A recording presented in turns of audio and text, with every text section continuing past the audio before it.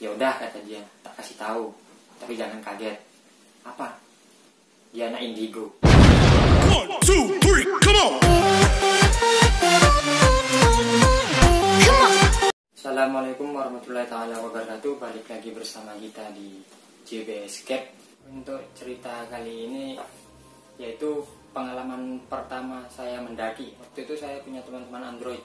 Ya, ini sekitar tahun 2010 kita merencanakan buat pendakian pertama kita ke Semeru. Jadi kita merencanakan memang cukup sampai Ranukumbolo saja. Kita emang pengen tahu Ranukumbolo itu kayak gimana. Jadi ini adalah pengalaman pertama pribadi saya mendaki gunung. Singkat cerita, kita langsung berkumpul 5 orang teman saya. Terus mereka juga ngumpulin teman-temannya. Akhirnya kita berjumlah lah 13 orang. Kita kumpul di suatu pom bensin. Terus udah kita merencanakan perjalanan untuk berangkat ke Desa Ranupani. Jadi kita punya info, Mas, kalau lewat Malang itu sekarang jalan lagi ditutup. Soalnya ada perbaikan jalan, gimana? Aduh, kita harus lewat mana dong? Ya, yang berpengalaman kebetulan ada yang udah sering sekali ke sana. Ya udah, kita lewat Lumajang gimana? Oke, lewat Lumajang. Oke, deal ya, deal. Doa, habis itu kita berangkat. Sampai di kota Lumajang, saya kebetulan bawa motor sendiri. Ada salah satu teman kita itu yang bannya bocor. Ban bocor, ada yang satu nyasar. Akhirnya calling-callingan kumpul di situ, akhirnya ketemu semuanya, nunggu di ban yang bocor tadi. Selesai, kita lanjut perjalanan. Akhirnya kita nyampe di desa terakhir, bukan Ranupani, desa terakhir di desa tersebut. Saya lupa nama desanya apa. Sebelum masuk hutan kita nyampe di situ. Langsung gimana? Langsung tancap gak ke atas ke Ranupani? Oke, langsung. Ya udah, kalau sekitar jam segini kita paling enggak nanti nyampe Ranupani itu jam 4 perjalanannya. Udah, nggak apa-apa, tancap. Ayo tancap, akhirnya jalan. Sampai situ kita nyampe di suatu tempat yang dari situ saya mulai aneh banget. Di suatu tempat, kalau di Jawa itu namanya Pring Tempuk. Nah, kalau bahasa Indonesianya, jadi itu ada pohon bambu di kanan jalan dan di kiri jalan.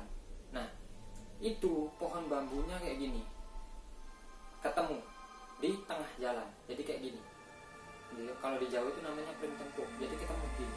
Nah, itu kalau orang Jawa biasanya itu percaya bahwasanya kalau kita melewati pohon bambu antara kanan jalan sama kiri jalan ini, ketemu kayak gini di tengah jalan, itu kita masuk ke dunia alam makhluk lain kayak gitu. Itu percaya nggak percaya sih, mitosnya kayak gitu. Nah, benar sekali, ketika rombongan kita masuk situ, saya merasakan dan mendengar hal-hal aneh di situ. Jadi saya merasa kayak ada suara gamelan gitu, musik kayak gitu, itu musik Jawa, khas Jawa banget. Dan di situ pas melewati daerah tadi, bambu yang ketemu di antara kiri dan kanan tadi, itu baunya wangi banget. Udah, nggak mau pikiran, saya nggak mau nanya yang lain, yang penting kita jalan terus. Akhirnya kita mau naik ke atas, masih jauh banget. Ini kita ketemu jalan yang sangat terjal. Jalannya tuh bebatuan semuanya, kalau dilewatin motor itu nggak mungkin lah. Meskipun mungkin ya kita paling nggak pelan-pelan banget, kecuali motor yang bannya itu yang gede-gede itu, yang kayak motor trail itu bisa lancar. Nah, berhubung kita motornya itu ada yang Matic, ada yang Bebek, ada yang Satria F itu susah. Jadi harus pelan-pelan banget. Nah, di situ jadwal kita yang harusnya nyampe jam 4 di Ranupani desa terakhir, kita nyampe Ranupani itu jam setengah 7 pagi kita sampai.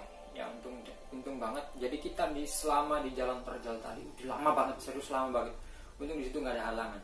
Nah, akhirnya kita sampai di Ranupani, daftarlah kita, persiapan, nggak pakai sarapan. Ini udah benar-benar sangat ekstrim, nggak pakai sarapan, kita langsung tancap jalan ke menuju Rankumbolo. Nah di situ akhirnya kita jalan dan sangat jauh banget ya. Ini maklum pertama kali naik gunung, jadi itu rasanya jauh banget. Sampailah kita di pos 1.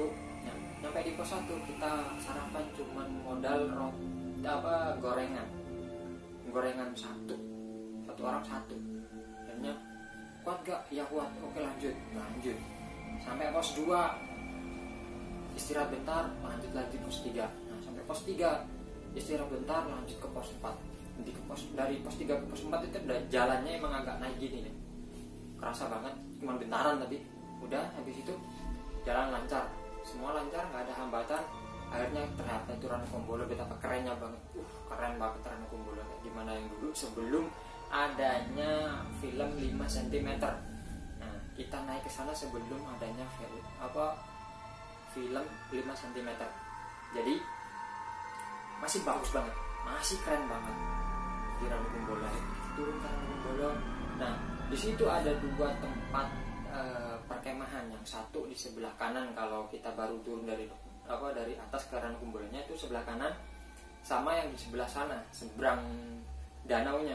Nah kita bertiga berpencar, sebagian ada yang di seberang danau dan sebagian kita di tempat di area yang mana dilarang untuk mendirikan tenda.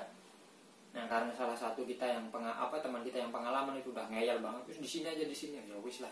Di situ kita diriin tenda itu 2 tenda. Udah akhirnya kita habis itu makan masuk ke maghrib. Nah ketika maghrib tiba, kita masak lagi buat makan, persiapan.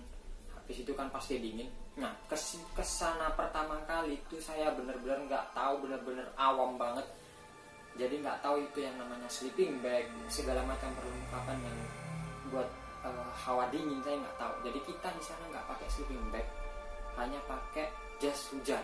Nah ketika itu suasana sangat dingin banget. Nah habis maghrib itu salah satu teman saya itu melanggar aturan. Jangan pernah ditiru ya, melanggar aturan. Di situ ada satu pohon di kiri tenda kita, itu ada satu pohon dia bakar. Emang itu kondisinya emang kering banget, dibakar sama dia katanya buat menghangatkan badan. Sebenarnya itu nggak boleh. Salah satu teman udah bilang jangan, tapi dia ngeyel.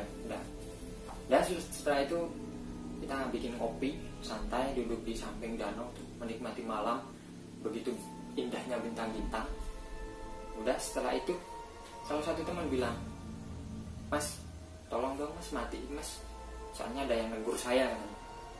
Kaget, emang siapa yang negur? Perasaan di sini tenda kita berdua nggak ada tenda lagi, karena di situ emang tempat yang dilarang buat berdiriin tenda. Siapa yang negur? Ada aja katanya. Wah, nggak percaya. Udah nongkrong lagi sambil ngerokok, sambil ngemil. Dia bilang lagi, "Mas, tolong dong mas, saya benar-benar ditegur," katanya. "Ditegur siapa?" "Ada deh," katanya. Mau, iya ditegur siapa? Ada deh. Ngengkal akhirnya dia sendiri yang matiin sama dia dipakai pasir. Udah emang nggak mati sih, masih ada asapnya gitu. Udah duduk lagi, dia ngomong sambil gini, "Aneh kan anak yang tadi itu? Loh kenapa kamu? Nggak ada yang melambaikan tangan," katanya. "Siapa? Nggak ada orang." "Udah deh," katanya. Udah. Dan terus dia kayak ngobrol sama orang gitu, tapi nggak tahu siapa. Nah akhirnya saya di situ emang merinding banget ya. Tempatnya emang katanya itu tiap pohon-pohon itu emang dipercaya sakral gitu sama orang-orang sana ya. Jadi dikasih kain kotak, yang kotak hitam putih kayak sekak gitu, kayak di Bali ya gitu. Jadi dikasih kayak gitu. Saya emang udah ngerasa nggak enak. Akhirnya saya masuk tenda sendirian, yang lain masih nongkrong di luar. Akhirnya yang tadi seakan-akan ngobrol sama orang ini masuk. "Kenapa kamu takut tadi tuh?" "Oh, pantes. Tadi ada yang itu nunjuk ke kamu," katanya. "Siapa?" "Ada deh," katanya. Bilang ada deh terus. Akhirnya sampailah di pagi hari, salah satu teman yang semalam bakar-bakar itu foto-foto di luar, foto-foto pemandangan kayak gitu. udah foto-foto pemandangan. Dan terus keluar semua, tinggal saya sendiri, memang udah kedinginan banget. Terus yang teman foto-foto tadi dia masuk ke tenda, nanya, kamu kenapa semalam kok masuk duluan?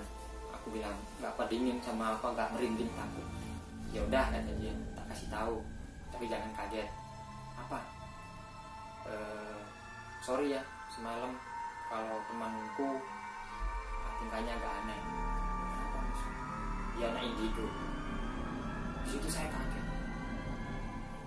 Berarti dia semalam ya biasa, dia ngobrol sama makhluk-makhluk yang nggak jelas katanya. Pantesan gitu. Jadi semalam kata anak indigo ini, semalam itu banyak banget yang lewat tuh, lewat permisi, ada yang nyapa, ada yang nunjuk saya itu tadi, nggak tahu mau ngapa tapi nunjuk. Gila men, serem banget. Udah, pantesan kok kamu kayak gitu semalam. Terus anak indigo tadi bilang, udah nggak apa-apa, kita nggak melanggar kok di sini, nggak ada apa-apa kok, cuman emang semalam ya yang waktu ngebakar pohon itu emang nggak boleh katanya, suruh matiin terus. Akhirnya nggak mau mikirin itu, kita pulang. Jadi di sana cuma 1 malam, menikmati semalaman aja di Rankumbolo karena itu pertama kalinya saya menaik gunung. Akhirnya kita pulang santai, nyampe lah di Malang. Udah nggak ada hambatan sama sekali, nggak ada kendala sama sekali. Kita nyampe di Malang, terus di Malang kita malam, nyampe Malang itu malam. Di Malang kita makan malam, habis itu tancap langsung pulang ke Sidoarjo. Pulang ke Sidoarjo kita sekitar nyampe jam 10 malam lebih lah. Kita nggak nyampe rumah, nyampe di tempat kumpul kita awal mau berangkat di salah satu rumah teman. Nah di situ, bagi-bagi foto. Terus gitu. Temen yang tadi foto-foto pemandangan, dia seleksi fotonya. Loh, aku tadi ngefoto pemandangan kok ada kamu kan, ada gambar saya di situ. Loh, masa sih? Iya, ini ada gambar kamu. Diliatin emang, iya itu aku. Jadi postur tubuh itu emang saya banget, karir yang dibawa itu emang saya banget, potongan rambut segala macam itu emang saya banget. Cuman ngadepnya itu nggak ngadep kamera, nyamping gitu. Tapi aku tadi ini foto pemandangan loh, nggak ada foto teman-teman yang lain juga nggak ada. Semuanya itu foto pemandangan. Hasilnya itu tadi pemandangan. Nyampe rumah kok ada kamu gitu. Coba di zoom sampai paling dekat. Ternyata nggak ada kakinya, transparan gitu. Di situ kita kaget banget. Apa ini? Terus yang anak indigo bilang, ini nggak apa-apa katanya. Yakin nggak apa-apa? Iya nggak apa-apa. Tapi di situ kita takut banget. Secara itu tadi foto emang foto pemandangan doang, tapi kok ada agak saya gitu loh. Entah itu saya tak bukan nggak tahu, tapi emang postur tubuhnya sama pakaian dan karir yang dibawa itu emang mirip banget dengan punya saya. Tapi pas di zoom itu nggak ada kakinya, aneh banget. Ini hantu manusia atau bukan? Tapi pas di foto itu emang kosong, itu emang sekedar pemandangan doang. Jadi posenya itu kayak orang yang dikencing gitu, cuma nggak ada kakinya. Jadi sampai di paha doang itu udah hilang. Nah di situ tuh, nggak mau pikir aneh-aneh, hapus aja fotonya, hapus. Akhirnya sama teman dihapus. Udah kita pulang sendiri, berdoa nggak ada apa-apa. Itu kita telepon, saling berhubungan, ngomongin satu sama lain. Gimana? Nggak ada apa-apa? Ya nggak ada apa-apa, aman. Oke, aman. Tapi ternyata foto itu udah disebar di Facebook sama teman saya. Sebelum dihapus, foto itu memang udah disebar sama yang indigo tadi. Dia sudah punya. Nah, habis itu saya marahin ya, mohonlah ini dihapus. Nah, sama dia selang 7 hari dihapus, tapi nggak tahu udah nyebar ke orang apa enggak. Cuman setelah itu saya nggak tahu lagi keberadaan foto tersebut, saya nggak tahu. Jadi itu pengalaman pertama saya mendaki itu langsung ke Semeru, yaitu di Rankumbolo. Jadi bagi kalian yang sering ke Semeru, Rankumbolo pasti tahu lah jarak dari pas perizinan sampai ke Boronegoro itu normal jalan santai itu 4 jam. Jalan santai itu 4 jam semuanya totalnya. Nah di situ. Oke. Jadi hanya sekitar cerita pendek ini saja yang bisa saya bagi untuk kalian. Semoga menginspirasi kalian. Tolong kalau pas lagi naik gunung atau mendaki gunung, segala perlengkapan itu dipersiapkan. Jangan sampai sama saya seperti saya yang pemula kayak gitu waktu itu, gak bawa apa-apa, gak bawa sleeping bag. Padahal di sana sangat dingin banget. Kalau bisa sleeping bag, jangan lupa sepatu juga lah, jangan lupa sarung tangan, kalau bisa tuh pakai penghangat di kepala juga, shawl kalau bisa shawl, dan yang penting itu harus ada tenda. Nah itu. Jadi cukup sekian cerita dari saya, semoga menginspirasi kalian semuanya untuk lebih baik ketika di gunung dan bisa bertata krama dengan alam. Oke, assalamualaikum warahmatullahi wabarakatuh.